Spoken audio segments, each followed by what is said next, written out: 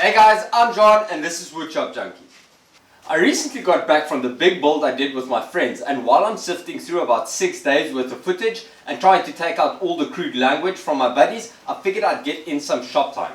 A couple of weeks ago, someone asked me to build a subwoofer box for them. Now I have my 18-year-old cousin here for the holidays, so we decided to have a bit of fun with this project. Instead of building a normal, boring subwoofer box, we decided we would like to add a pulsating infinity effect to it. Now, for those of you that are wondering what an infinity effect is, it is when you encase a light source between two reflective surfaces, allowing the light to bounce between the two. The one surface is slightly transparent, allowing a person to observe this movement of light from outside of the enclosure. But before I can add the infinity effect, I need to build the box first.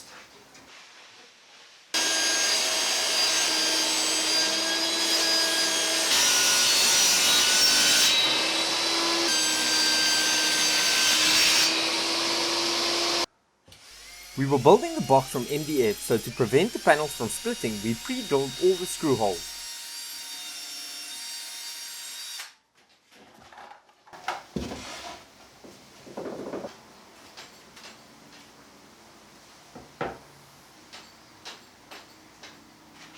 In addition to screws, we also use glue for a better seal between the panels.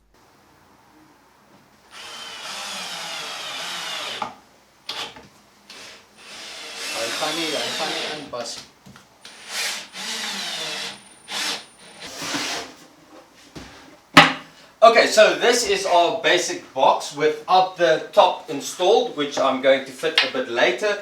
Forgive me if it's not acoustically optimal for a subwoofer. I'm not a car audio specialist, and this build's not really about the box but more about the infinity mirror. So what I'm going to do now is fit the front here with the cutout where the subwoofer is going to mount, and also my two infinity mirrors. Now normally you would use a mirror and a piece of glass with mirror tint on it to get the infinity effect, but I don't think glass and base are good friends, so instead I'm going to use tinted Plexiglas for the infinity effect. Because the front panel and the two layers of Plexiglas were going to be sized to be identical, we figured we would save ourselves some time by fixing them together before cutting.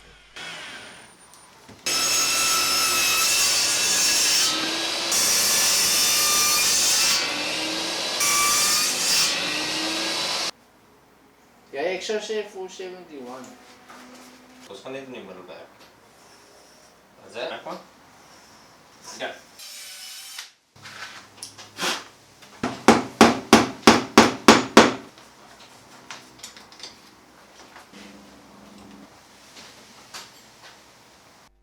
After squaring with the table saw, I made the cutout for the woofer using my router with its supplied circle guide.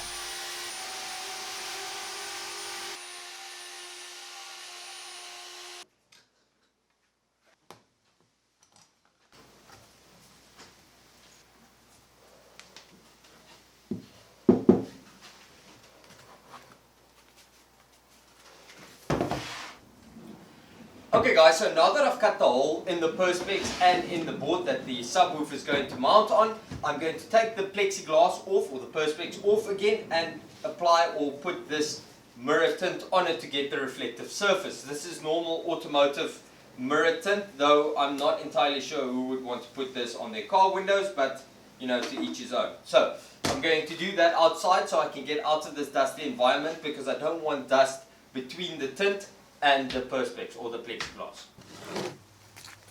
Trying to apply the tint outside was a bad idea due to the wind, so we decided to move inside, but things didn't get any easier.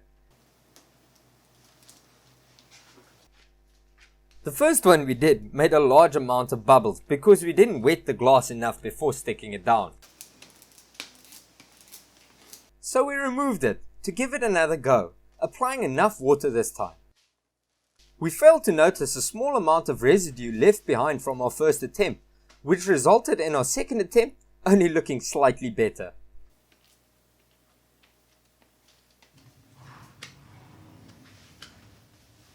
We didn't have enough tint to try a third time, so we decided we would stick with our second attempt and use it as is. Okay guys, so with the mirror tint on the perspex now stuck on to the best of our ability, we are going to start assembling the box. And the first we're going to install this panel, on top of which we will install our first mirror, then a set of spacers to create the cavity where we will be installing the lights, and then the final mirror, and the sub can go on top of that.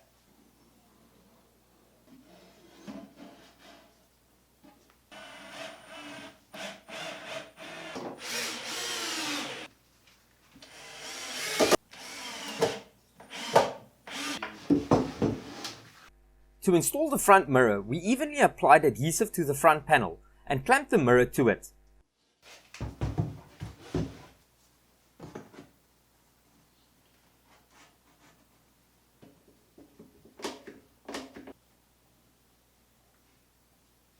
While the adhesive was curing, I once again used the router's circle guide to cut the spacer, after which my cousin painted it using spray paint.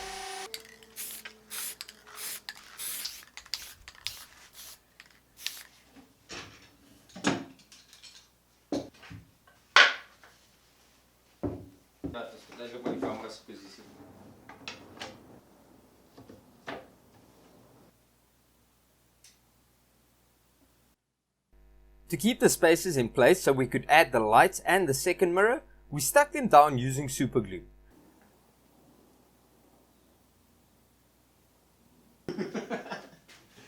Okay guys, so far things have not been going according to plan, especially the tint that is not looking so great, but it's still a mirror, so it should still work. So we're going to push through and assemble it and finish it up. At the very least, you know, we learn from our mistakes, so next time we can build it better. So now, before I add the lights around the spacer, I'm first going to put the second mirror on so I can pilot all the holes. Then I will add the lights, add the second mirror, put the sub in, and then we can put carpet around, do the power, and see how it works.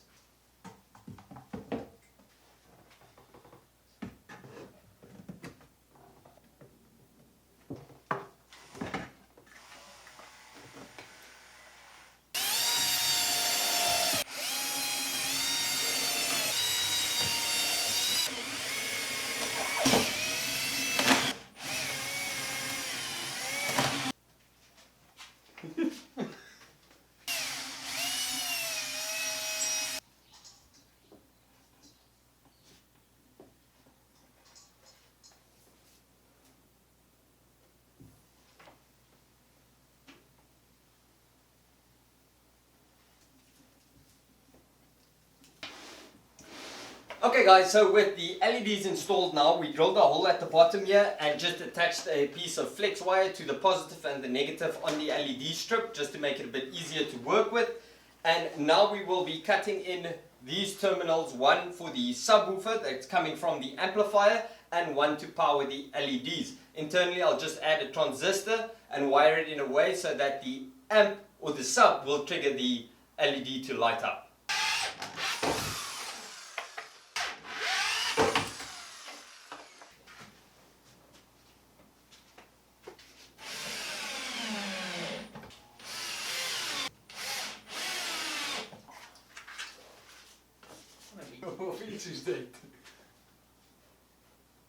And to finish off the box, and for a better look, we glued black carpet to the outside of the box.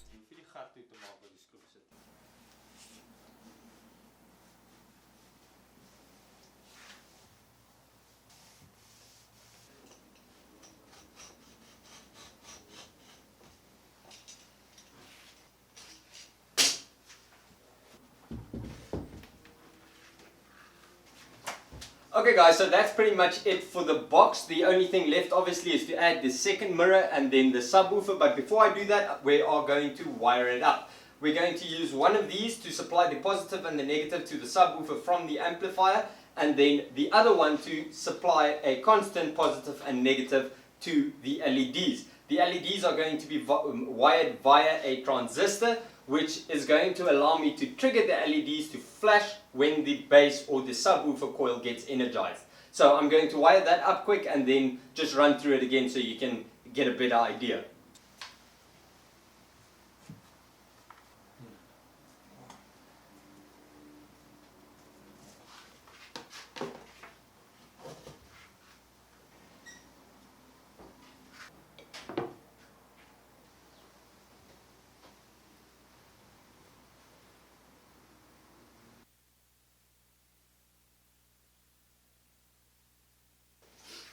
Okay guys, so with everything wired up now, we can assemble the box and test it. Before I insulate my terminals, I just want to run through it again quickly. Basically, from this input I'm wired to my subwoofer, which this is where I'm going to connect up my amplifier.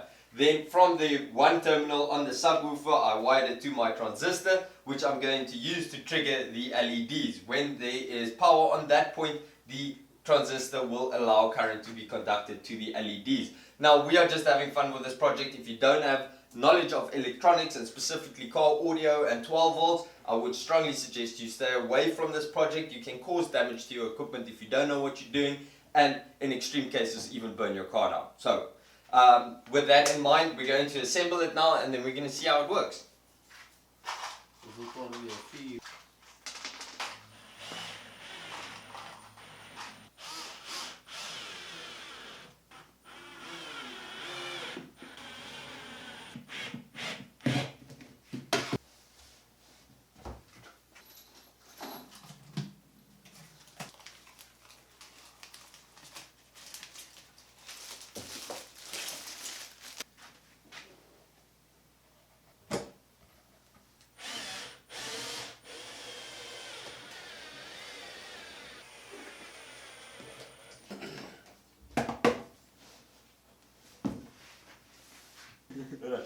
Okay guys, so that's the box assembled. Now I can add my power here. I'm probably going to have to label these so I don't get confused. But yeah, I'm going to put in my power here, and then we're going to see how it looks.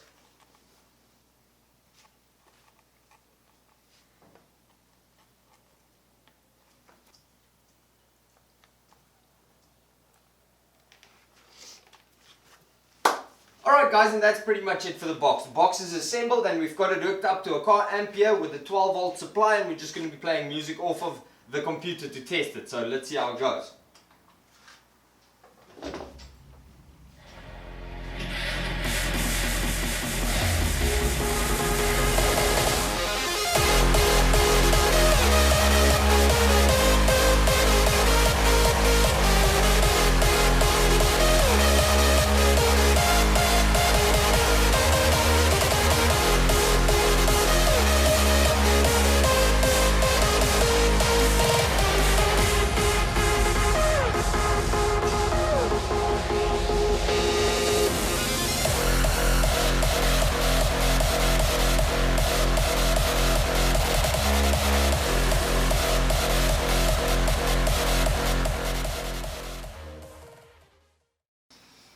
And that is that for the box. Probably not the most practical project or the most efficient assembly, but it was a fun project nevertheless. And I learned something.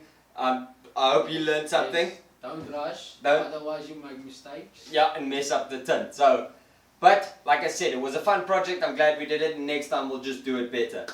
And that's how we're going to kick off 2019. Still got a lot of stuff planned for this year, and very soon I'll start posting the videos of the big build we did a week or two ago. So, stick around for that and look out for that. And if you want to see it, remember to subscribe. So, till next time, have a beautiful 2019. Cheers.